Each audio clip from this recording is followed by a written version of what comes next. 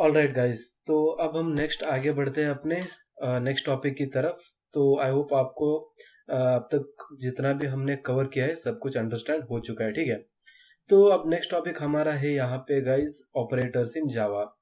तो basically operators क्या होते हैं, उसमें टाइप्स कितने आते हैं और कब हमको ऑपरेटर्स को यूज करना चाहिए, और all those things I will be covering. तो बेसिकली देखिए, ऑपरेटर में डिफरेंट टाइप्स ऑफ ऑपरेटर्स आते हैं। लाइक अर्थमेटिक ऑपरेटर्स हो सकते हैं, unary operators, relational operators, logical operators, bitwise shift operators और टर्नरी ऑपरेटर्स। बट इसमें जो भी इम्पोर्टेंट है, अभी के लिए जितना इम्पोर्टेंट है उसको मैं कवर कर लूंगा, और बाद में जो भी बचे हुए ऑपरेटर्स है उसको भी हम बाद में देख लेंगे, ठीक है। तो पहला देखिए, ऑपरेटर का हम डेफिनेशन देख लेते हैं, क्या होता है ऑपरेटर का meaning. An operator is simply used to perform some operations on data. Depending on the value of data type, different operators are used in Java programming. तो ऑपरेटर्स को हम क्यों यूज करते हैं? बेसिकली कोई भी ऑपरेशन अगर हम डेटा पे परफॉर्म करना चाहते हैं, यानी कि एडिशन करना चाहते हैं, मल्टीप्लिकेशन या फिर डिवीजन, तो इन सब ऑपरेटर्स को क्या कहेंगे? हम अर्थमेटिक ऑपरेटर्स कहेंगे। तो ये सभी जो आते हैं एग्जाम्पल्स है एक अर्थमेटिक ऑपरेटर के लिए। तो उसी तरह से रिलेशनल ऑपरेटर्स होते हैं, यानी कि एक नंबर दूसरे नंबर से छोटा है या फिर बड़ा है, इसको कंपेयर करने के लिए रिलेशनल ऑपरेटर्स यूज करते हैं। तो कुल मिलाकर यही कहना चाहता हूँ कि ऑपरेटर जो है, कुछ ऑपरेशंस को हम डेटा पे परफॉर्म करना चाहते हैं, और इसके लिए ऑपरेटर्स हमें यूज करने पड़ते हैं अपने प्रोग्राम में, ठीक है। तो depending on the value of data, different types of operators are use. तो ये डिपेंड होता है कि डेटा का वैल्यू कैसा है, तो उसके ऊपर ही निर्भर होगा कि कौन सा ऑपरेटर यहाँ पे यूज किया जाए, ठीक है। तो आप देखते हैं कौन से डिफरेंट टाइप्स ऑफ ऑपरेटर्स हमें यहाँ पे देखने को मिलते हैं। तो पहला ऑपरेटर है अर्थमेटिक ऑपरेटर, उसके बाद यूनरी ऑपरेटर्स आते हैं, उसके बाद रिलेशनल ऑपरेटर्स आते हैं, उसके बाद लॉजिकल आता है, और उसके बाद बिटवाइज ऑपरेटर आता है, और फिर शिफ्ट ऑपरेटर्स और टर्नरी ऑपरेटर्स। तो ये सारे जो है एक एग्जाम्पल्स है ऑपरेटर्स के लिए, सभी एग्जाम्पल्स आते हैं अंडर ऑपरेटर्स, ठीक है। तो एक एक को हम थोड़ा सा डिस्कस करते जाएंगे, और इसके बाद इस पर एग्जाम्पल्स भी हम जरूर देखेंगे गाइस कि क्या होता है ऑपरेटर, और इसको कैसे हम प्रोग्राम, मतलब लाइव यहाँ पे वीएस कोड में, जैसे कि हमने बहुत सारे प्रोग्राम्स ऑलरेडी देखे हैं, उसको भी इस वीएस कोड में खोलकर लिख कर हम देखेंगे कि कैसे इसको एग्जीक्यूट किया जाएगा। बट उससे पहले हम थोड़े से यहाँ पे एग्जाम्पल्स पहले जरूर देख लेंगे, ठीक है। ऑल राइट गाइस, तो अब हम आगे बढ़ते हैं अपने पहले ऑपरेटर की ओर, और उसका नाम है अर्थमेटिक ऑपरेटर, ठीक है। तो अर्थमेटिक ऑपरेटर का मीनिंग क्या होता है गाइस? जो भी ऑपरेटर्स हम यूज करते हैं अर्थमेटिक ऑपरेशंस को परफॉर्म करने के लिए। अर्थमेटिक ऑपरेशंस में क्या आता है? एडिशन आता है, मल्टीप्लिकेशन आता है, डिवीजन आता है, उसके बाद सब्सट्रैक्शन आता है, तो मॉडुलस भी आता है इसमें। तो इन सब को क्या कहेंगे हम? Arithmetic operators. और एग्जांपल यहाँ पे देख रहे हैं, पहला एडिशन, उसके बाद सब्सट्रैक्शन, डिवीजन और मॉडुलस, इसके अंदर स्टार मतलब मल्टीप्लिकेशन भी आना चाहिए, और वो भी एक एग्जांपल है इसके लिए, ठीक है। तो इनको हम बोलेंगे अर्थमेटिक ऑपरेटर्स। और उसके बाद आते हैं असाइनमेंट ऑपरेटर्स। अब असाइनमेंट ऑपरेटर्स क्या है गाइस? इसमें एक ही ऑपरेटर आता है। तो these operators are used to assign value program. It may be any type of value that will be assigned to a particular variable. तो इक्वल टू एक असाइनमेंट ऑपरेटर है जो कि राइट हैंड साइड में जो भी वैल्यू होगी उसको लेफ्ट हैंड साइड में असाइन कर देता है, जैसे कि मैंने यहाँ पे आपको दिखाया था इसमें, ठीक है। तो इस वीएस कोड में हमने देखा था कि जो भी अगर यहाँ पे लॉन्ग फोन इक्वल टू 1 2 3 4 5 6 7 8 9 लिख रहा हो, तो ये जो इक्वल टू है ये असाइनमेंट ऑपरेटर है, जो कि 1 2 3 4 5 6 7 8 9 को इस लॉन्ग वाले वेरिएबल को, मतलब ये जो फोन वाला यूजर डिफाइंड वेरिएबल है, इसमें स्टोर कर रहा है, इसको असाइन कर रहा है। तो बेसिकली असाइनमेंट ऑपरेटर का काम ही यही होता है, ठीक है। तो ये हो गई बात असाइनमेंट ऑपरेटर के बारे में। अब आगे बढ़ते हैं और देखते हैं कि ये यूनरी ऑपरेटर्स क्या होते हैं। ओके, तो यूनरी ऑपरेटर बेसिकली बहुत ही इंटरेस्टिंग चीज होने वाली है गाइस, तो चलिए इसको भी देख लेते हैं। ओके, तो नाउ यूनरी ऑपरेटर। तो यूनरी ऑपरेटर में दो आते हैं गाइस, प्लस प्लस एक आता है और माइनस माइनस एक आता है। तो plus plus and minus minus are two unary operators used in Java programming. Plus plus it is called as increment operator by 1। जब भी हम प्लस प्लस इसको देखेंगे, इसका मतलब होता है जो भी वैल्यू होती है उसको हम एक से अगर इंक्रीमेंट करना चाहते हैं तो इस प्लस प्लस को हम यूज करते हैं। वही माइनस माइनस उसका अपोजिट होता है गाइज यहाँ पे, और इसका मीनिंग होता है जो भी वैल्यू या फिर वेरिएबल होता है उसमें जो भी वैल्यू होगी उसकी उस वैल्यू को हम एक से डिक्रीमेंट अगर कम करना चाहते हैं या फिर कम करना चाहते हैं तो माइनस माइनस ऑपरेटर यूज करना पड़ता है। लेकिन यहाँ पे इंटरेस्टिंग चीज ये है कि गाइज इसमें पोस्ट इंक्रीमेंट और प्री इंक्रीमेंट दो टाइप्स होते हैं, और इसका भी मतलब हमें जानना बहुत ही जरूरी है, और इस पर बहुत ही अच्छे एग्जांपल्स हम देखेंगे जो कि ऑलमोस्ट एनी इंटरव्यू में पूछे जाएंगे। ठीक है, तो चलिए पहले इसको हम देख लेते हैं, पोस्ट इंक्रीमेंट और प्री इंक्रीमेंट क्या होता है। तो हेडिंग आप देख रहे हैं, post increment and post decrement operators. तो यहाँ पे देखिए पहले वेरिएबल का नेम आएगा और उसके बाद अगर हम उसका इंक्रीमेंट या फिर डिक्रीमेंट कर रहे हैं तो इसको हम कहेंगे पोस्ट इंक्रीमेंट। पहले वेरिएबल का नाम उसके बाद प्लस प्लस अगर हमने लिखा तो इसको कहेंगे हम पोस्ट इंक्रीमेंट, या फिर पहले वेरिएबल का नाम उसके बाद हमने माइनस माइनस लिखा तो इसको कहेंगे हम पोस्ट डिक्रीमेंट।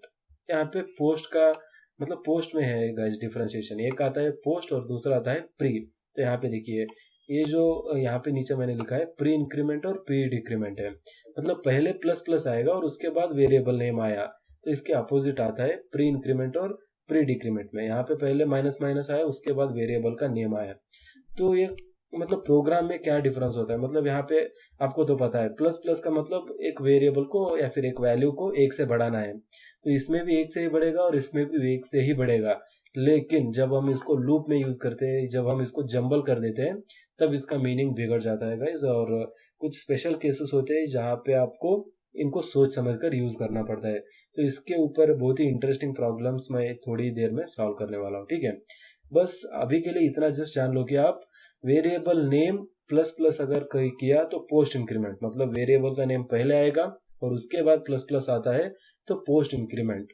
पोस्ट मतलब पहले इस वेरिएबल को यूज किया जाएगा और उसके बाद इंक्रीमेंट होगा उस वेरिएबल का। ठीक है, तो VS कोड में मैं अगर कुछ लिखना चाहूँ यहाँ पे गाइस तो चलिए मैं थोड़ा सा दिखा देता हूँ। ठीक है, x = 10 मैंने लिखा, अब मैं क्या करूंगा x प्लस प्लस। ठीक है, तो ऐसे अगर मैं लिखूंगा तो ये क्या हो गया गाइस, ये पोस्ट इंक्रीमेंट हो गया। ठीक है, अरे यहाँ पे नहीं, यहाँ पे लिखना है। ठीक है, तो इसको क्या कहेंगे हम, पोस्ट इंक्रीमेंट। तो this is an example for post increment. ठीक है, और अगर यहाँ पे इसको मैं कैसे लिखूंगा, अगर ऐसे लिखूं x माइनस माइनस और इसको क्लोज कर दूंगा तो ये एग्जाम्पल होगा पोस्ट डिक्रीमेंट के लिए एग्जाम्पल हो गया। अब इसके अपोजिट क्या होगा गाइस, पहले मैं इंक्रीमेंट करूंगा प्लस प्लस, उसके बाद वेरिएबल का नाम लिखूंगा तो इसको क्या कहेंगे हम, प्री इंक्रीमेंट। तो ये हो गया प्री इंक्रीमेंट, और उसके बाद माइनस माइनस x अगर मैं लिखूंगा तो ये हो गया प्री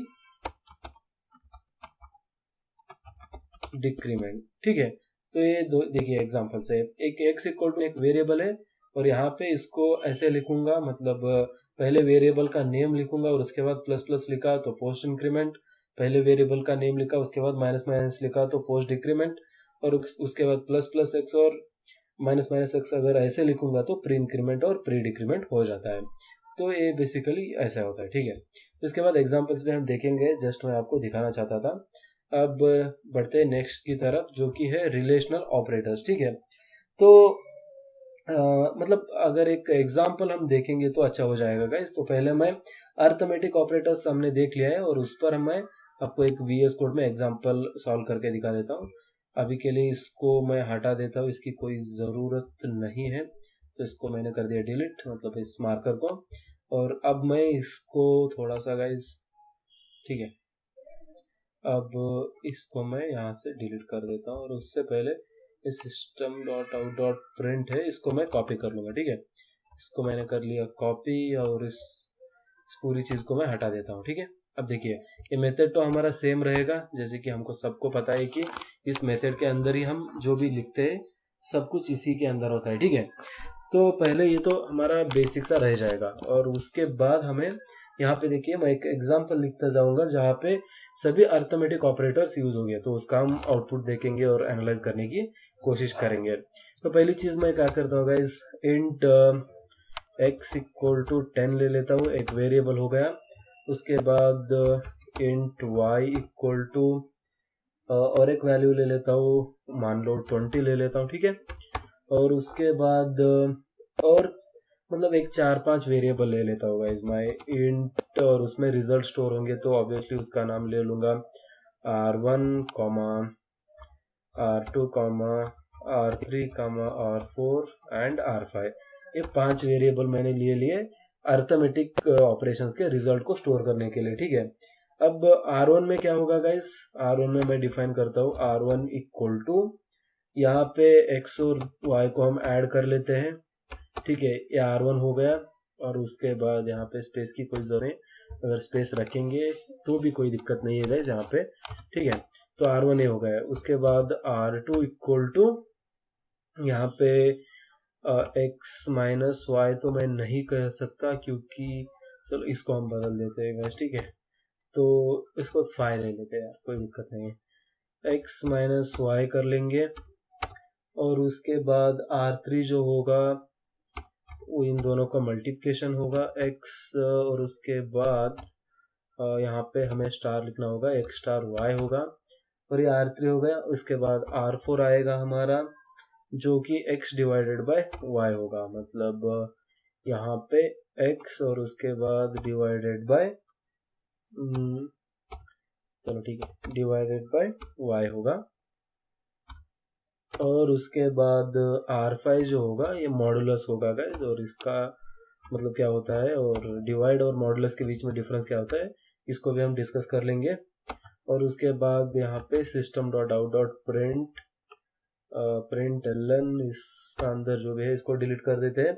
और यहाँ पे पहला मुझे प्रिंट करना है R1, और सिंपल सा मैं इसको कॉपी कर लूँगा, और इसको मैं 1, 2 और उसके बाद फिर से पेस्ट किया, फिर से 2, 4, 5 हो गए, ठीक है। तो यहाँ पे इसको हम चेंज कर देते हैं गाइस, इस R1 को बदल के हमें R2 करना है, और इसके बाद इसको R2 करना है, और इसके बाद इसको कर लेते हैं R3, और इसको कर देंगे R4, और इसको कर देंगे R5, ठीक है। तो हमने सब कुछ अभी प्रिंट कर लिया, ठीक है। तो और 2 लाइनें यहाँ पे मैं ऐड करना चाहता हूँ, जो कि होगी, देखिए ये अच्छी प्रैक्टिस रहती है, ठीक है। तो यहाँ पे एक स्ट्रिंग ले लूँगा, और इसको मैं डिलीट कर लेता हूँ, और शायद 2 स्ट्रिंग आ गई है, चलो इनमें से एक स्ट्रिंग को हम हटा देंगे। प्रोग्राम स्टार्टेड एक हमारा स्ट्रिंग होगा, और उसके बाद इसको हमने कॉपी कर लिया, और एट द एंड सब कुछ हम लिखकर हो जाएंगे। तो यहाँ पे हमें प्रिंट करना होगा प्रोग्राम एंडेड, ठीक है। तो यहाँ पे स्टार्टेड था, इसको हम कर देते हैं प्रोग्राम एंडेड। तो देखिए हमारा कोड हो चुका है, और इसको थोड़ा सा मैं नीचे ले रहा हूँ, ओके। तो देखिए अभी मैं इसको कंट्रोल माइनस कर देता हूँ थोड़ा सा, देखिए जूम आउट हो गया है गाइज, और अगर थोड़ा सा मैं प्लस करूँगा तो जैसे जूम इन हो जाएगा, लेकिन कोई बात नहीं। तो इसका हमने बेसिकली एक ऑपरेटर लिया, उसके बाद सभी वेरिएबल्स को ले लिया, उसके बाद एडिशन, सब्सट्रैक्शन, मल्टीप्लिकेशन, डिवीजन और मॉडुलस किया। तो डिवीजन क्या होता है गाइज, 10 डिवाइडेड बाई 5 क्या होगा, 5 1 जा 5 2 जा मार के 2 दे देगा, मतलब उस डिवीजन का रिजल्ट होगा। लेकिन मॉडुलस क्या होता है, 10/5 का मॉडुलस 0 आ जाएगा। मॉडुलस का मतलब होता है रिमाइंडर देगा गाइज, ठीक है। तो रिमाइंडर चाहिए तो मॉडुलस यूज करो, और डिवीजन का रिजल्ट चाहिए तो डिवाइड बैक स्लैश या फिर फॉरवर्ड स्लैश हम यूज करेंगे। चलो ठीक है। तो पहले मैं अपना डायरेक्टरी चेंज कर देता हूँ, इंटेल में हूँ तो मुझे जाना होगा जावा में। तो अभी मैं जावा में आ चुका हूँ। तो यहाँ पे कंपाइल करने के लिए मैंने बोला था जावा सी, उसके बाद हमें लिखना है प्रोग्राम का नाम program1 डॉट जावा एक्सटेंशन हमें देना है, और उससे पहले इसको सेव कर देना है गाइस। तो सेव हमने कर लिया, इसको कंपाइल करने की कोशिश हम करते हैं, ठीक है। तो यहाँ पे देखते हैं कोई एरर आता है या फिर ये कंपाइल हो जाएगा।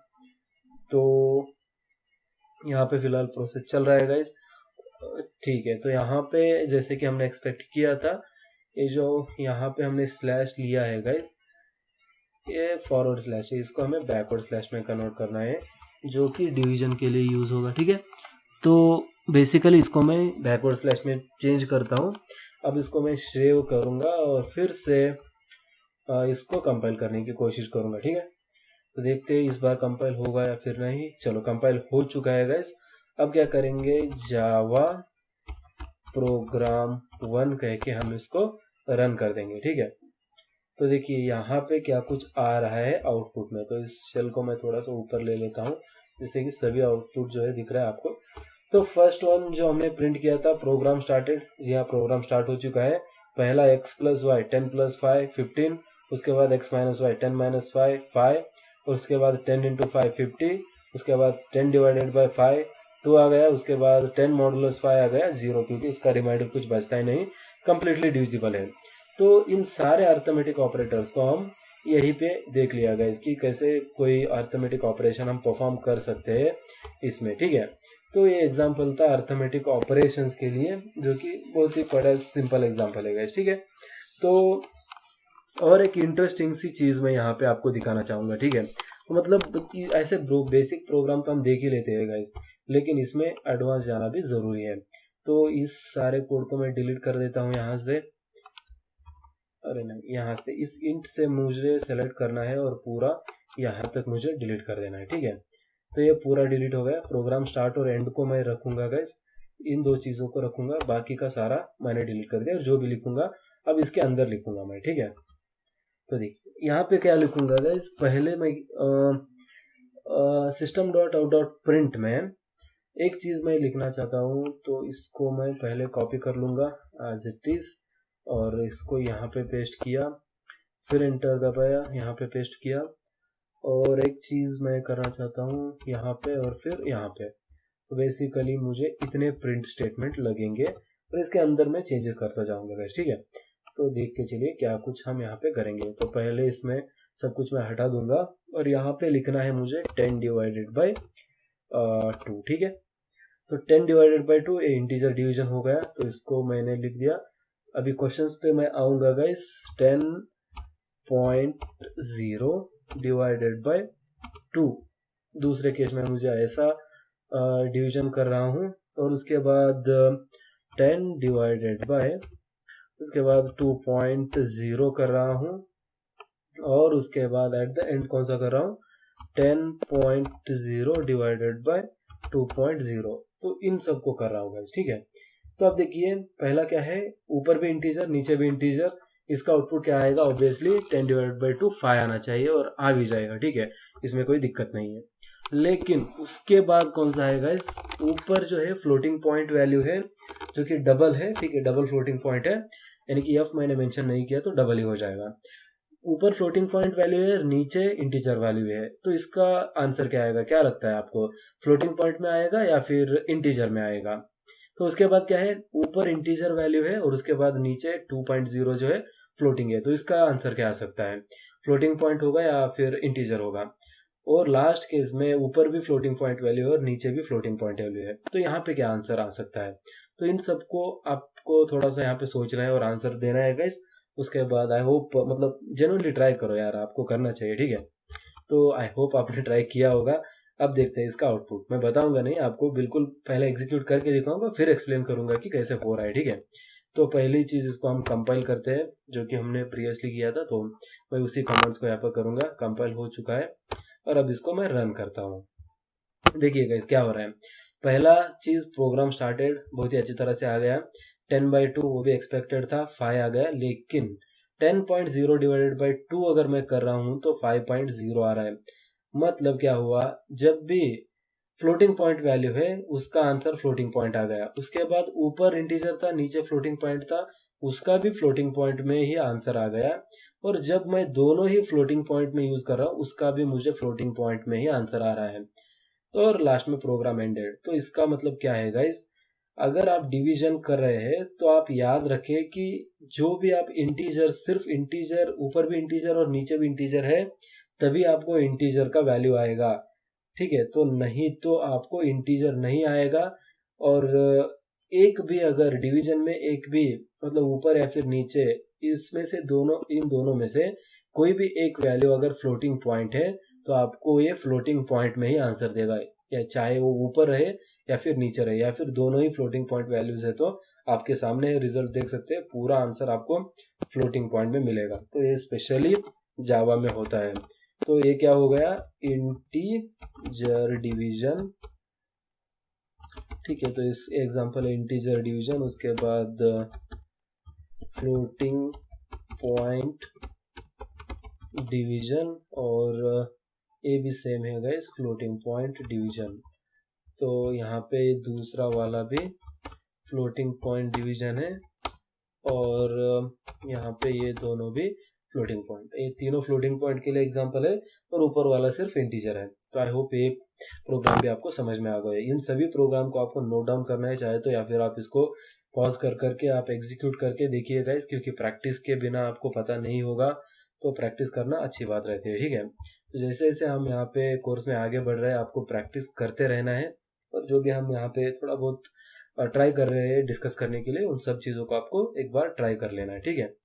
तो चलो आगे बढ़ते हैं अब नेक्स्ट एग्जाम्पल की तरफ, जो कि है मतलब देखो यार गाइस, यहाँ पे मैं एक एग्जांपल आपको इंटरेस्टिंग सा एग्जांपल दिखाना चाहता हूँ, ठीक है। तो जो भी मैं एग्जांपल्स दिखाऊंगा पूरे इंटरेस्टिंग होने वाले हैं। तो इसको मैं फिर से डिलीट कर देता हूँ, और इस पेज को मैं एज इट इज़ पहले की तरह ले लूँगा, और यहाँ से हम फिर से स्टार्ट करेंगे लिखना, ठीक है। तो एक प्रोग्राम लिखूंगा गाइज, जो कि ट्रायंगल का एरिया फाइंड आउट करने के लिए होगा, ठीक है। तो ट्रायंगल का एरिया, उसका फॉर्मूला तो हम जानते हैं गाइज, मतलब हाफ इंटू क्या होता है इसका एरिया, क्या होता है बेस, और उसके बाद हम इसको मल्टीप्लाई करते हैं हाइट। तो ये फॉर्मूला होगा बेसिकली, ठीक है। तो यहाँ पे मैं लिख देता हूँ formula for area of triangle.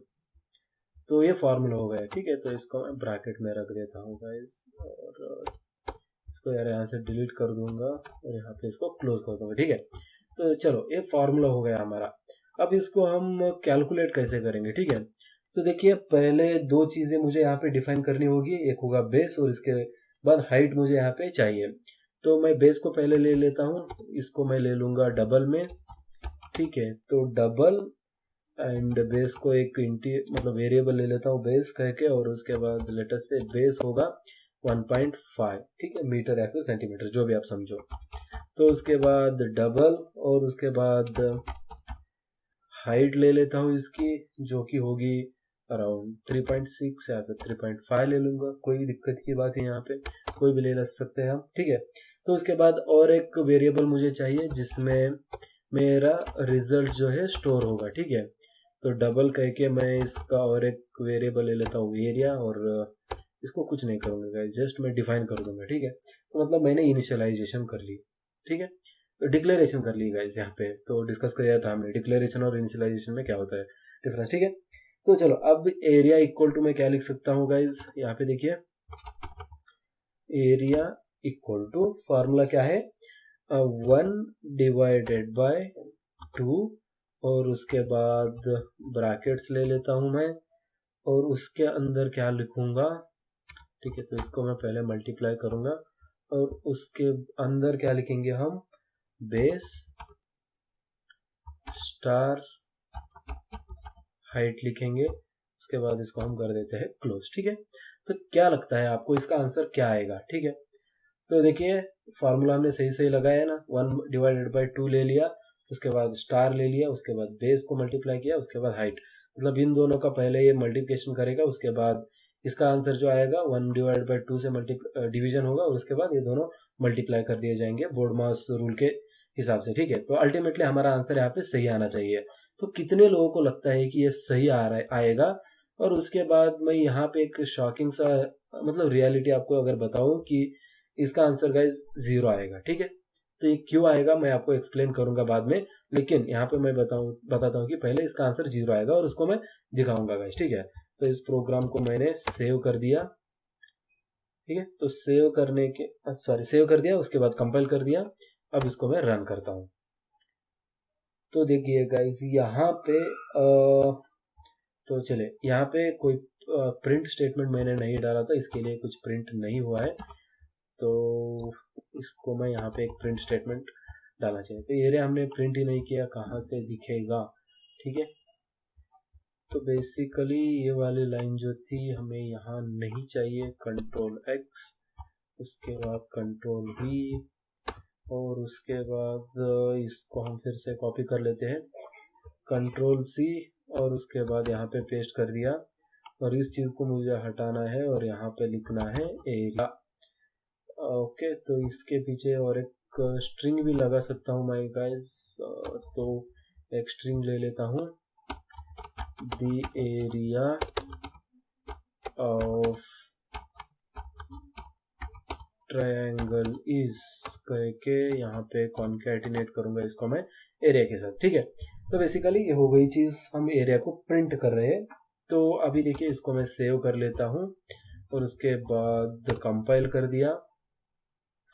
I hope यहाँ पे कोई एरर नहीं आएगा, और उसके बाद इसको मैं कर देता हूँ रन।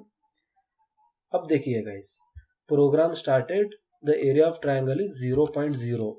ये कैसे हो सकता है? मतलब बेस भी मैंने डिफाइन किया, हाइट भी मैंने डिफाइन की, और फार्मूला भी मैंने सही सही लगाया, लेकिन फिर भी मुझे एरिया 0.0 दिखा रहा है। मतलब यहाँ पे जरूर कोई गड़बड़ हो चुकी है गाइस। तो जो भी कॉन्सेप्ट मैंने जस्ट आपको ऊपर बताया था, फ्लोटिंग पॉइंट वैल्यू और इंटीजर वैल्यू को जब भी हम डिवाइड करते हैं तब उसका रिजल्ट क्या आता है।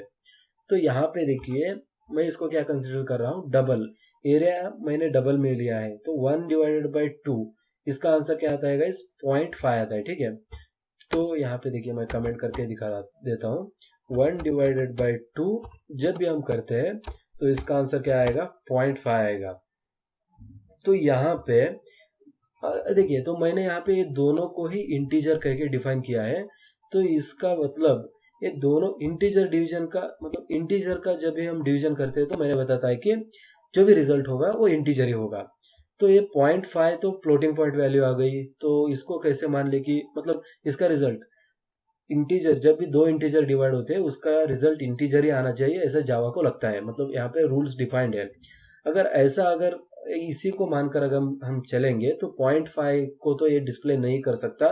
तो ये क्या कर देगा, इस 0.5 में से ये जो फ्लोटिंग पॉइंट डॉट 0.5 होता है, 0.5 में से जो 0.5 होता है इसको ये इग्नोर कर देता है और सिर्फ आपको 0 दिखाएगा, क्योंकि इसको लगता है कि ये इंटीजर पार्ट है और इसके बाद ये जो नेक्स्ट वाला पार्ट है फ्लोटिंग पॉइंट है, तो इसको ये इग्नोर मार देगा और सिर्फ आपको फ्लोटिंग पॉइंट से इंटीजर जो था सिर्फ उस इंटीजर को दिखाएगा। तो ये तो दिक्कत हो गई, मतलब मुझे तो 0.5 लेना था और यहाँ पे तो 0 दिखा रहा है। तो इसको कैसे करेक्ट किया जा सकता है, ठीक है।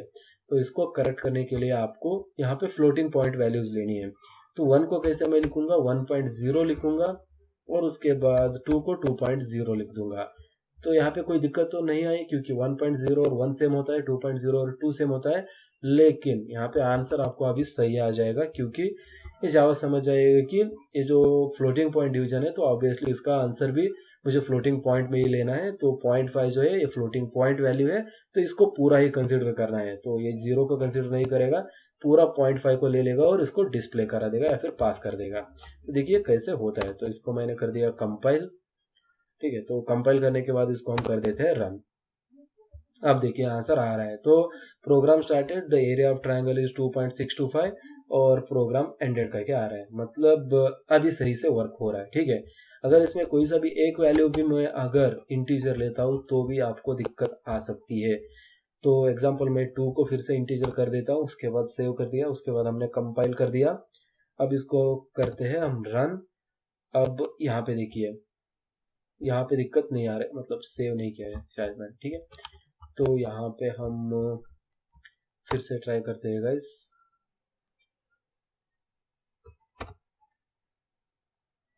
ओके, तो यहाँ पे अगर एक भी वैल्यू अगर हम यहाँ पे फ्लोटिंग पॉइंट में ले रहे हैं, मतलब 1.0 और इसको ये 2.0 में कंसिडर कर देता है, ठीक है। तो चलो कुल मिलाकर बात यही है कि गाइस फ्लोटिंग पॉइंट में आपको डिवाइड करने की कोशिश करनी है, ठीक है। तो जिससे कि आपको आंसर सही आ जाएगा। तो बस एक एग्जांपल था गाइस, इंपॉर्टेंट एग्जांपल आया हो, ठीक है।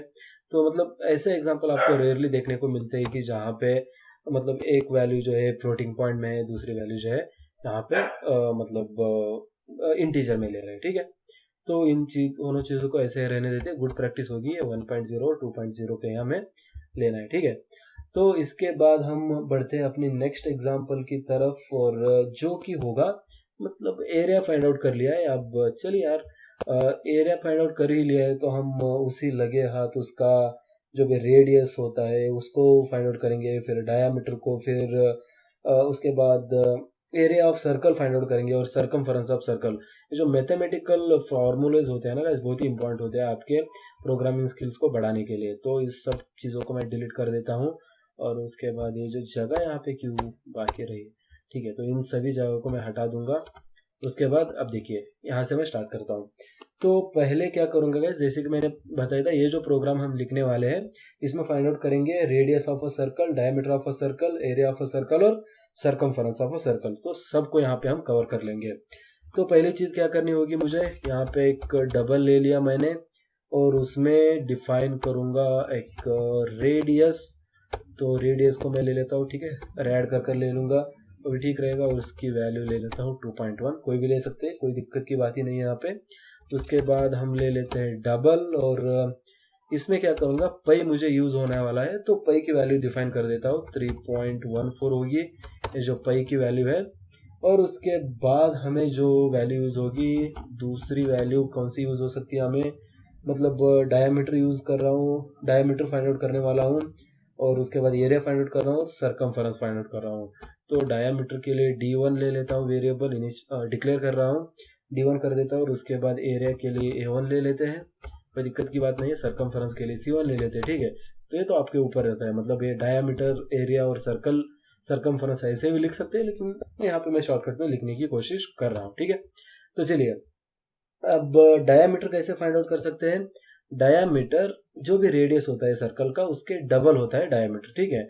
तो मतलब कुल मिलाकर यही कहना चाहता हूँ कि ये देखिए, ये सर्कल है आप मान लीजिए, ठीक है, और इसका जो है सेंटर पॉइंट यहाँ पे है, और उसके बाद ये जो लाइन में यहाँ पे ड्रॉ कर रहा हूँ ये रेडियस है गाइस, ठीक है, इसको हम आर कह के लिखते हैं, ठीक है। तो ये हो गया आर हमारा, मतलब रेडियस, ठीक है। अब मैं इसमें डायामीटर फाइंड आउट करना चाहता हूँ, या फिर मुझे डायामीटर चाहिए, तो इसको भी मुझे जोड़ना होगा।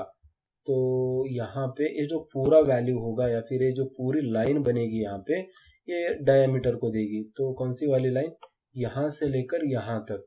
तो ये जो रिप्रेजेंट कर रहा है ये डायामीटर को रिप्रेजेंट कर रहा है डी से। तो ये क्या हो गया गाइस, यहाँ तक है जो ये रेडियस है, और इसके बाद इस रेडियस का डबल जो होगा वो डायामीटर होगा। तो कुल मिलाकर मैं डी को 2r से लिख सकता हूँ, मतलब अगर रेडियस को डबल कर देंगे तो डायमीटर मिल जाएगा यार, इतनी तो सिंपल बात है, ठीक है। तो ज़्यादा उस पर मैं बहस नहीं करूँगा। तो D1 इक्वल टू क्या लिखूंगा मैं यहाँ पे 2 लिखूंगा, उसके बाद स्टार, और रेडियस को मुझे इससे मल्टीप्लाई करना है, और इसको मैं कर देता हूँ क्लोज। तो डायमीटर मैंने फाइंड आउट कर लिया। उसके बाद आ जाती है एरिया की बारी। A1 इक्वल टू, और यहाँ पे हम क्या, एरिया क्या है गाइस, एरिया है 2πr, ठीक है। तो ये तो ध्यान में होगा ही, 2 और उसके बाद पाई ले लूँगा, उसके बाद ऐड करके रेडियस ले लूँगा, ठीक है। तो 2πr मैंने लिख दिया, और इसका फॉर्मूला भी मैं यहाँ पे लिख देता हूँ गाइस, जिससे कि आपको समझने में दिक्कत नहीं होगी, ठीक है। 2πr मैंने लिख लिया, और ये जो होता है 2r होता है, ये जो होता है 2 इंटू रेडियस होता है। और उसके बाद नेक्स्ट चीज़ जो यहाँ पे हमें देखनी पड़ेगी जो कि है सरकमफेरेंस। तो सरकमफेरेंस, अरे यार यहाँ पे क्यों आ रहा हूँ मैं, नहीं ये भी सही नहीं है, यहाँ पे नीचे, हाँ ठीक है। तो सरकमफेरेंस C1 इक्वल टू, मुझे यहाँ पे सरकमफेरेंस कैसे, अरे यार 2πr जो ये मैं लिख रहा होगा इस, ये सरकमफेरेंस के लिए है, ठीक है। तो इसको मैं कर देता हूँ C1, और उसके बाद इसको मैं कर देता हूँ A1, ठीक है। तो एरिया होता है πr स्क्वायर, और ये सरकमफेरेंस होता है 2πr, सॉरी माय मिस्टेक, ठीक है। तो चलो कोई बात नहीं, हो जाता है कभी कभी। तो अब हम फाइंड आउट कर रहे हैं एरिया, तो उसका फॉर्मूला है πr स्क्वायर। तो पई यहाँ पे मैंने लिख दिया, उसके बाद स्टार ले लिया, फिर रेड मैंने लिखा, उसके बाद फिर से स्टार, और फिर मैंने रेड लिखा और इसको मैंने कर दिया क्लोज। तो ये क्या हो गया गाइस, कुल मिलाकर 2 इंटू रेडियस इंटू रेडियस मतलब 2r² हो गया। ठीक है, तो इसका होता है मतलब ऐसे 2r²। ठीक है, तो इसको मैं ज़्यादा लिखूंगा नहीं। तो चलो, तो कुल मिलाकर हमने यहाँ पे इन तीनों चीज़ों को डिफाइन कर दिया। अब बारी है इसको प्रिंट करने की। ठीक है, तो यहाँ पे इस चीज़ को हम कॉपी कर लेते हैं और फिर से यहाँ पे इसको प्रिंट किया, फिर इसको। तो और एक चीज़ रह गई, इसको भी हम कर देते हैं प्रिंट। तो पहली चीज़ जो मैं प्रिंट करना चाहूँगा वो क्या होगी गाइस? ठीक है, तो क्या हो सकती है? तो रेडियस ऑफ अ सर्कल। तो मैं यहाँ पे ले लेता हूँ रेडियस ऑफ सर्कल इज करके कूलम दे दूंगा और उसके बाद रेड करके दे दिया। ठीक है, तो ये हो गए रेडियस ऑफ सर्कल। और उसके बाद चलो इसको मैं कर देता हूँ डिलीट और इसको भी कर देते हैं डिलीट। और उसके बाद क्या होता है, diameter of a circle, diameter of the circle is, उसके बाद मैं कॉन्कैटिनेट करूँगा डायमीटर से। तो डायमीटर को मैंने स्टोर किया था D1 में, तो इसको मैंने एक्सेस कर लिया। चलो, और उसके बाद फिर से इस चीज़ को डिलीट कर देता हूँ मैं, और यहाँ पे और एक स्ट्रिंग ले लूँगा और उसमें क्या स्टोर करूँगा, area of a circle. Area of the circle is, फिर उसके बाद कॉन्कैटिनेट करता हूँ मैं A1 से, जो कि एरिया को रिप्रेजेंट करता है। और उसके बाद लास्ट चीज़ अब बचती है सरकमफरेंस, तो इसको मैंने डिलीट कर दिया। फिर से double quotes, circumference of the circle is, ठीक है। तो सरकमफरेंस यहाँ पे, सरकमफरेंस मैंने यहाँ पे रखा है गाइस इसमें, तो बेसिकली सरकमफरेंस C1 में है। ठीक है, तो इन चीज़ों को मैंने यहाँ पे प्रिंट आउट मतलब लिख दिया है। अब बारी है इसको प्रिंट करने की। ठीक है, तो देखिए प्रोग्राम आई होप यहाँ पे कोई एरर थ्रो नहीं करेगा। तो इसको कर देता हूँ मैं सेव जल्दी से, और इसको कर देता हूँ कंपाइल। ठीक है, तो कंपाइल पे मैंने क्लिक किया गाइस और यहाँ पे कंपाइल हो रहा है। चलो, हो भी गया, और उसके बाद कर देता हूँ मैं इसको रन। अब देखिए सभी चीज़ें यहाँ पे एक के बाद एक आ चुकी है और अच्छे से देख रहे हैं। Program started, radius of the circle is 2.1 जो कि हमने डिफाइन किया था। उसके बाद यहाँ से diameter of the circle is 4.2, 2.1 into 2.1 मतलब 2 से मल्टीप्लाई करेंगे, 2.1 इंटू 2 करेंगे, तो 2 1 2, 2 2 4, 4.2 ऑब्वियसली आएगा, सही है। Area of the circle is 13.8474 जो कि फार्मूला में हम डालेंगे तो आ जाएगा। और उसके बाद आता है सर्कमफरेंस ऑफ द सर्कल 13.188। ठीक है, तो सभी चीज़ें आ चुकी है और यहाँ पे प्रोग्राम एंड भी हो चुका है गाइस। तो कुछ इस तरह से, यहाँ पे ज़्यादा मैंने स्पेस दी थी इसलिए ऐसा थोड़ा सा ऑड आ रहा है। ठीक है, तो चलो यहाँ पे हमने देख लिया कि कैसे radius of the circle find out कर सकते हैं, सरकमफरेंस, और मतलब एक सिंपल सा प्रोग्राम हम कैसे लिख सकते हैं। ठीक है, तो ये तो चीज़ हो गई। और उसके बाद और एक प्रोग्राम हम देख लेंगे गाइस। जितने प्रॉब्लम्स हम ज़्यादा सॉल्व करेंगे उतना ज़्यादा हमें कॉन्फिडेंस मिलेगा। तो थ्योरी तो होता रहेगा लेकिन प्रोग्राम लिखना बहुत ही ज़रूरी है। तो इसके लिए और एक प्रोग्राम मैं यहाँ पे आपको प्रैक्टिस करवाना चाहता हूँ। तो चलो इसको मैं फिर से कर देता हूँ जल्दी से डिलीट। तो यहाँ से इन सब चीज़ों को हटाना है। तो आई होप आप इस सब चीज़ों को प्रैक्टिस करना है गाइज। और अपार्ट फ्रॉम दिस मतलब एरिया और डायमीटर दोनों ही आपको मैंने बताए। और इसके बाद जो भी 10-20 मैथ्स के जो फॉर्मूला हम पढ़ते आते हैं 1 से लेकर 10 तक, उन सभी चीज़ों को आपको जावा में मतलब रन कर करके देखना है। ठीक है, तो ऐसा नहीं कि सिर्फ एरिया और सरकमफरेंस फाइंड आउट कर लिया तो हम आपके बादशाह बन गए, तो ऐसा नहीं होता है गाइज। 10-20 प्रोग्राम और इसके ऊपर आपको करने हैं। तो बेसिकली मैं करने की कोशिश करूंगा। और इसके प्लेलिस्ट के नीचे यहाँ पे मैं एक लिंक भी दे सकता हूँ इसके लिए। इन फ्यूचर अगर आप लॉन्ग टाइम के बाद देख रहे हैं तो आपको लिंक ज़रूर मिल जाएगा। ठीक है, तो इसके आगे भी मैं ऐड करता रहूँगा, तो सब्सक्राइब करके प्लीज़ यहाँ से चैनल को जुड़ जाइए। चलो ठीक है गाइस, तो यहाँ पे हो गई अपनी जो भी पेड प्रमोशन मैं कर रहा था अपने ऊपर, तो मैंने कर लिए। अब चलते हैं आगे। ठीक है, तो यहाँ पे मैं और एक प्रोग्राम लिखूंगा जिसमें आपको बेसिकली ये जो बैंक में बेसिक ट्रांजैक्शंस होते हैं गाइस उसके बारे में हम मतलब कैसे लिख सकते हैं। चलो मान लो मेरे पास कोई अमाउंट था XYZ अपने अकाउंट में, उसके बाद मैंने कुछ ऐड किया तो जो टोटल अकाउंट बैलेंस है वो बढ़ना चाहिए। उसके बाद कुछ सब्सट्रैक्शन में उसमें या फिर उसमें से कुछ मैं डेबिट करूँगा तो वहाँ से मेरा बैलेंस कम होना चाहिए। और उसके बाद ऐसे कोई ऑपरेशन, बेसिक ऑपरेशन क्या है, हम विड्रॉ करेंगे या फिर क्रेडिट करेंगे। तो क्रेडिट और डेबिट दो ही तो चीज़ होते हैं। तो उन दोनों चीज़ों को कैसे हम प्रोग्राम की मदद से लिख सकते हैं इसको हम देख लेते हैं गाइस। तो यहाँ पे पहला मैं एक ले लेता हूँ वेरिएबल डबल, और चलो यार यहाँ पे जगह दे देता हूँ, इससे मुझे थोड़ा सा ऑकवर्ड फील नहीं होगा जब भी लिखता हूँ। तो डबल और एक वेरिएबल ले लेता हूँ, क्या लूँगा, अकाउंट बैलेंस ले लूँगा। ठीक है, तो चलो अकाउंट बैलेंस ले लेता हूँ, ज़्यादा नहीं लूँगा, यहाँ पे 5000 ही लूँगा। ठीक है, तो चाहे आप कितना भी ले सकते। तो यहाँ पे मैंने ले लिया अकाउंट बैलेंस 5000। और उसके बाद और एक वेरिएबल को मैं डिफाइन करता हूँ, और क्या लिख दिया मैंने, डबल। और इसमें क्या होगा, डिपॉजिट अमाउंट होगा गाइस। तो यहाँ पे डिपॉजिट AMT, और जो कि मैं डिपॉजिट कर रहा हूँ इसमें 3000। तो ध्यान रहे कि मैं डबल में ले रहा हूँ, इसलिए यहाँ पे .00.00 लगा रहा हूँ। जैसे कि मतलब ये गुड प्रैक्टिस होता है गाइस, इंटीजर भी लिख सकते हैं, लेकिन मतलब कोई चांस हो सकता है कि यहाँ पे आपको फ्लोटिंग पॉइंट वैल्यूज भी मिल जाए, तो करेक्शन में कैलकुलेशन में कोई गलती ना हो, इसलिए मैं डबल में ले लेता हूँ। और इसका साइज भी ज़्यादा होता है, मतलब फ्लोट लूँगा तो सिर्फ 4 बाइट्स होगा, लेकिन अगर डबल ले लूँगा तो मुझे 8 बाइट्स मिल जाएगा। तो यहाँ पे कोई बड़ा नंबर भी अगर मैं इसमें डीलिंग कर रहा हूँ तो कोई दिक्कत नहीं होगी। ठीक है, तो इसके लिए मैं to be on a safer side just taken double here. Okay, तो यहाँ पे और एक चीज़ यहाँ पे डिफाइन कर देता होगा इसकी, मैंने विड्रॉल अमाउंट, मतलब इसको क्या ले लेता हूँ। ठीक है, तो विथ अमाउंट लिख दूंगा गाइस, कोई दिक्कत नहीं है, विथ अमाउंट AMT। और इसको मैं डिफाइन कर देता हूँ 2000। ठीक है, तो 2000 मैं विदड्रॉ कर रहा हूँ। ठीक है, तो इन चीज़ों को बता दिया मैंने।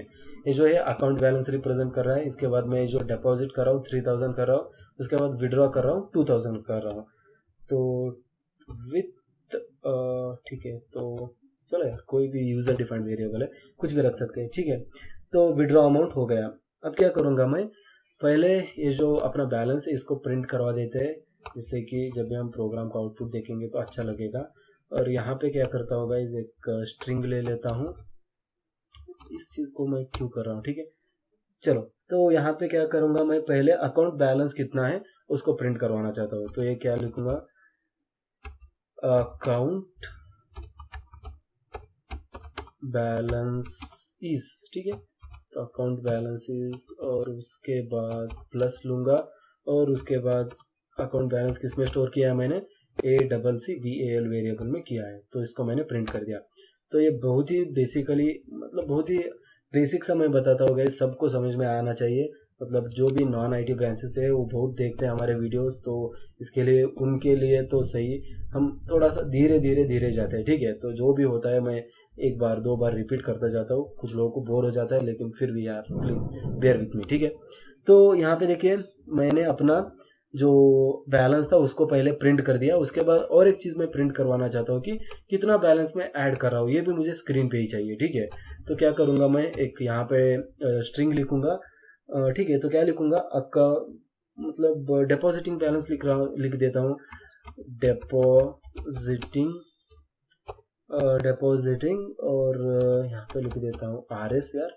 तो कितना मैं यहाँ पे डिपॉजिट कर रहा हूँ, तो उसके बाद इसको कॉन्कैटिनेट कर देता हूँ डेप अमाउंट के साथ। तो डेप अमाउंट जो है ये कॉन्कैटिनेट हो जाएगा, और उसके बाद ये 2 चीज़ें हो गई। अब अकाउंट बैलेंस को मैं अपडेट कर देता हूँ। पहला क्या हुआ, मैंने जो भी मेरा प्रीवियस अकाउंट बैलेंस था उसको दिखाया, उसके बाद जितना मैं यहाँ पे क्रेडिट कर रहा हूँ या फिर जितना मैं डाल रहा हूँ उसको भी मैंने प्रिंट करवा दिया। अब मुझे क्या करना होगा, जो प्रीवियस अकाउंट बैलेंस था उसको मुझे अपडेट करना पड़ेगा। तो क्या करूँगा, ACC मतलब अकाउंट बैलेंस इज इक्वल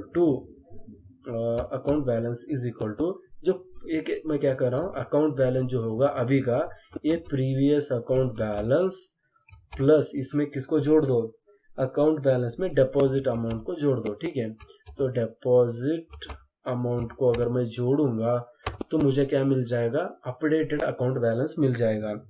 तो यहाँ पे मैं फिर से इसको पेस्ट करूँगा और यहाँ से इसको हटा देता हूँ, अब क्या लिखूंगा, अकाउंट बैलेंस इज, और इसको मैं कर देता हूँ फिर से कॉन्केटिनेट अकाउंट बैलेंस से। तो अब क्या हुआ, ये जो account balance next time print हो रहा है ये अपडेटेड अकाउंट बैलेंस मुझे मिल रहा है गाइस, ठीक है। तो इसके बाद अब क्या आती है चीज़, मतलब अकाउंट बैलेंस मैं फिर से यहाँ पे प्रिंट करवा चुका हूँ और उसके बाद विड्रॉ कर देता हूँ। अब क्या करूँगा मैं, विड्रॉ ऑप्शन कर दूंगा। तो और एक यहाँ पे प्रिंट कर देता हूँ मैं गाइस इसको, अरे चलो डिलीट, ठीक है। तो यहाँ पे मैंने स्ट्रिंग ले लिया।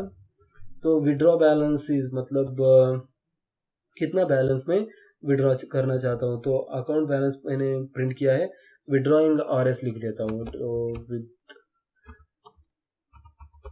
विड्रॉइंग आरएस, और यहाँ पे अमाउंट मैं मेंशन कर दूंगा जिसको कि मैंने स्टोर किया है विथ और AMT, तो इसमें मैंने इसको स्टोर किया है। तो ये चीज़ मैंने लिख दी। अब अकाउंट बैलेंस क्या होगा, account balance equal to account balance minus with amount, ठीक है। तो विथ अमाउंट, ये जो चीज़ अकाउंट बैलेंस को अपने फिर से मतलब जो भी अकाउंट बैलेंस मेरा प्रीवियस था उसमें से ये जो विड्रॉएबल अमाउंट था इसको निकाल देगा, और मतलब जितना 2000 में यहाँ पे विड्रॉ करना चाहता था उसको निकाल देगा, और जो भी बाकी का होगा वो फिर से मेरा अकाउंट बैलेंस हो जाएगा। तो यहाँ पे फाइनली मैं क्या करूँगा, यहाँ पे अकाउंट बैलेंस सेम इसी चीज़ को अगर मैं प्रिंट करना चाहता हूँ अभी, तो देखिए अकाउंट बैलेंसेस फिर से ये जो लास्ट अपडेटेड अकाउंट बैलेंस होगा ये प्रिंट हो जाएगा, उसके बाद प्रोग्राम एंड होगा। तो ये लंबा चौड़ा प्रोग्राम मतलब थोड़ी सी टाइपिंग यहाँ पे करनी पड़ी, चलो ठीक है। तो इसको मैंने लिख दिया। अब क्या करूँगा गाइस, यहाँ पे मैं गया जावा प्रोग्राम, इसको कर देता हूँ कंपाइल। आई होप मैंने इसको सेव कर लिया है। ओके, तो यहाँ पे कैनॉट फाइंड सिंबल। ओके, तो गाइज यहाँ पे एरर आ चुका है, मतलब मैंने यहाँ पे एक स्पेलिंग मिस्टेक कर दी है। तो एल कौन लिखेगा भाई, कैसे समझ में आएगा इसको, ठीक है। तो एल मैंने मिस कर दिया था, अब देखते हैं क्या होगा। तो कंपाइल मैंने कर दिया, उसके बाद कर देता हूँ इसको रन। अब देखिए गाइस यहाँ पे आउटपुट हम शिद्दत से देखेंगे। तो प्रोग्राम स्टार्टेड, पहला मेरा प्रोग्राम स्टार्ट हो गया। अकाउंट बैलेंस इज 5000, उसके बाद डिपॉजिटिंग RS 3000 में डिपॉजिट कर रहा हूँ। उसके बाद अकाउंट बैलेंस इज 8000, 5000 प्लस 3000 मैंने डिपॉजिट किया, 8000 आ गया अकाउंट का बैलेंस। उसके बाद विड्रॉइंग RS 2000, यहाँ से 2000 को विड्रॉ कर रहा हूँ, और उसके बाद कितना बचेगा, 6000 बचेगा। तो यहाँ पे 6000 दिखा रहा है और प्रोग्राम एंड भी हो रहा है। तो इसका मतलब जो भी बेसिक बैंकिंग ट्रांजैक्शन होते हैं उसका प्रोग्राम हम कुछ इस तरह से लिख सकते हैं गाइज जावा में, बहुत ही ईजी होता है गाइज, ठीक है। तो सिर्फ आपको अच्छे से ये जो वेरिएबल यहाँ पे यूज़ कर रहे हैं उसी को यहाँ पे यूज़ कर रहे हैं, और एक दो बार अगर प्रैक्टिस कर लेंगे तो आप इसको आसानी से कर लेंगे गाइज, ठीक है। तो कुछ इस तरह से हम बेसिक अर्थमेटिक ऑपरेशंस को अंजाम दे सकते हैं अपने जो भी जावा प्रोग्राम होता है इसमें, ठीक है। तो 48 मिनट्स का ये सेशन हो चुका है गाइज, और यहाँ पे वक्त वो चला है एक ब्रेक का, उसके बाद हम फिर से देखेंगे। तो यहाँ पे थोड़ी देर के लिए हम मतलब मैं रुक रहा हूँ गाइज, इसके बाद मैं फिर कंटिन्यू करूँगा, लेकिन आपको देखने के लिए एक कंटिन्यूड पार्ट रहेगा, ठीक है। तो